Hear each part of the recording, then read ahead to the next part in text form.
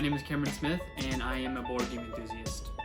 Uniquely, I have close to about 104 games, but if we're counting duplicates, like for instance, since Monopoly is my respective game, I collect Monopoly sets.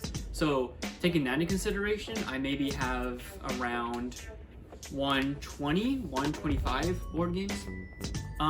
I started in the summer of 2017, right when I got out of high school, and so I've been into board gaming for about 4 years now. Catan definitely was one of the first gateway games that I played, for sure. A game that introduced me to something other than Monopoly and Sorry and whatnot. Catan was really nice. It had it was like Monopoly, but it was a little bit more complex in terms of how the players interacted with each other, and that really hooked me, and I wanted to play more Catan, and by the time I played more Catan, I realized, okay, I'm getting kind of tired, what else is there?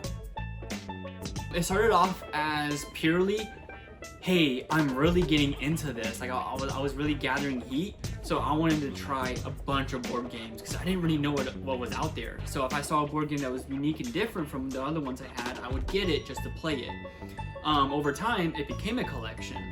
And at a certain point, I started to become realistic with myself. I was like, oh hey, I need to start having just a set amount of board games. I can't just keep buying board games just to have them around.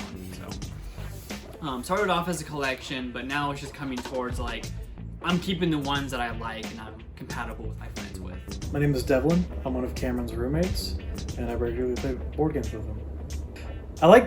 Obviously I like winning, but I really just like to play with him. Like, there's one game that he has called Bang, which is like a cowboy kind of western themed board game that is probably like top 5 that I've played with him, because whenever we played, if you play with the right group, everyone gets into like a character, like a Wild West character based off of whatever token they get, and it really just becomes like this kind of weird, almost roleplay game out of this like small little dice game where everyone, at least that we play with, will adopt like a character, and then the phrase "I'm your deputy" is shouted at least 30 times per session.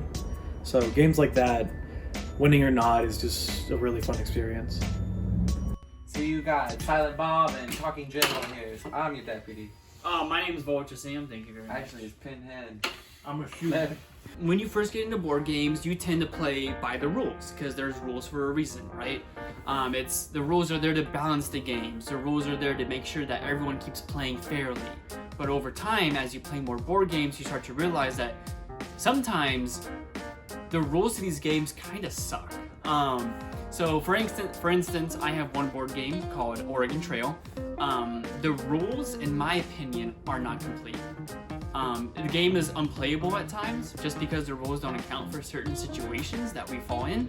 So I've had to go in and make the game playable by just including a couple of extra rules that I thought would be fair and I thought would make the game in those certain situations actually completable. And I played with my friends and they said that it's been pretty great ever since the additional rules have been added on. Since I am a mathematics person, it just started really I want to say innocent, me taking reviews of board games for my friends. So I would play a board game with a person and I would ask them, hey, how did you think of it? You know, so that way I know to play this board game with you in the future, not this other board game that you might hate, right? And after compiling all this data in an Excel sheet, I realized, oh, hey, I could take, the standard deviation of this, and I can find out how many people might, and I can find like probabilities on, hey, which board game might people like compared to like this board game. And from there, it really evolved into this complicated sheet of, oh, hey, tell me what you think of the board game, and I can recommend you 5 others based on my other board games and based on what other people say.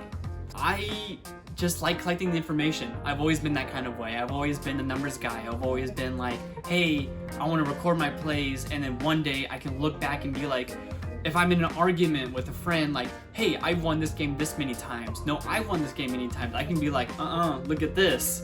And I can look and see what the win-lose ratio of each single player of every single board game is. So, I like it for that ending pretty much. I also keep track of my plays. So, for example, if I played Monopoly 3 times one day, I would keep track of the players who played, how much money they had at the end of the turn, who they were, whether or not they were a car, a dinosaur, or a cat, and I would even record their position in play, whether they were first player, second player, or third player. Most of the time, it's kind of meaningless. I don't really look back on that times, but in games like maybe hidden role games, I can look at who's played before, who's played what role, and if they will most likely win or not as that specific role. I personally have this board game called Nemesis, and it is at minimum a 1-hour game, and depending on how many new players are playing, every new player adds about maybe 45 minutes to the game, so it could very well last at least 5 or 6 hours. Nemesis, first of all, is not an average board game, just because it costs just so much money. It is very complex, like I said before. The reason why it was so expensive was because of honestly, it's the miniatures. With any game with miniatures, I'm gonna call them minis, is because the minis themselves are just made out of plastic. They're pretty costly to make in the first place, so any game that has minis is automatically to be a lot more expensive than games who don't have minis. If I call it an addiction, I wouldn't have a leg to stand on, because I have a lot of things like this that I'm interested in. But ultimately, I've known Cameron the longest out of probably anyone. I think he's a massive nerd, and I think that this is kind of the focus of his...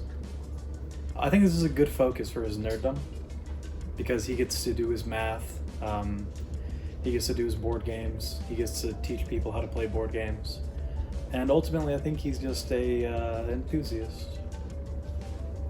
An appreciator, if you'd like.